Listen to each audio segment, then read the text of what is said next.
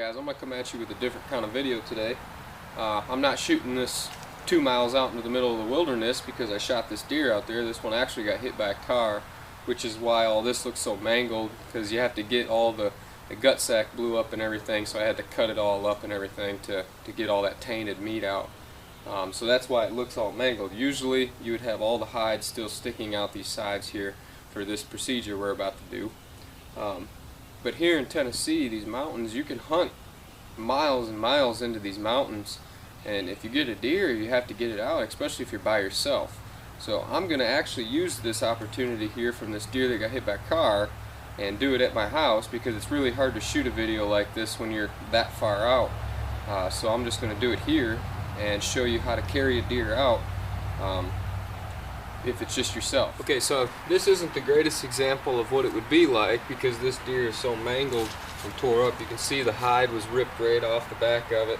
So usually it's not going to be this bloody and gory when you do this, and your animal will be fresh. I had this one hanging up overnight, so he's a little stiff, but I'll get the point across of how to do this. So the first thing we do, it's actually quite simple. We take one of these back legs, and right where that sinew is, right here, you've got that tendon that runs from the joint here and runs up the back of the leg. Okay, so the first thing you're going to do, just as if you were hanging the deer from the hanger on here the other way, I like to hang him from the neck because it drains all the blood out and you can gut him that way.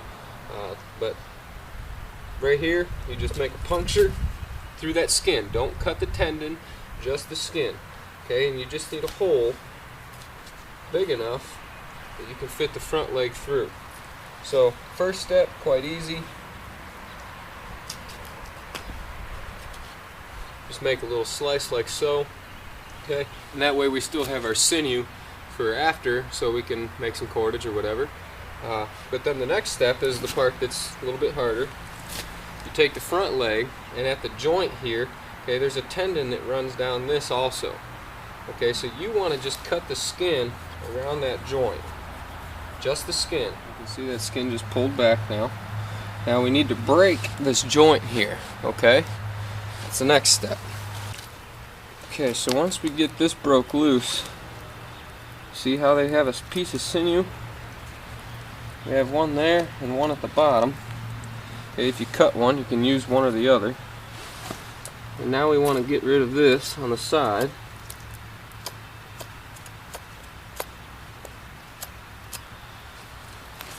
Okay, so now we have this leg that's real loose. We can turn it around. Our last step here is we have our hole here behind this leg where this sinew is.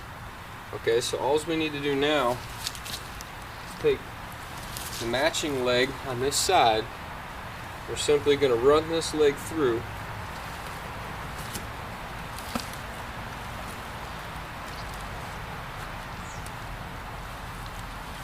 Once you get it through, you just turn that thing sideways like this, locks it in place.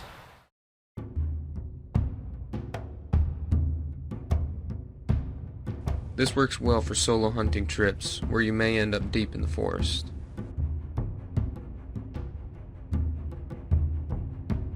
It sure beats dragging it out, and your hands are still free to carry your weapon.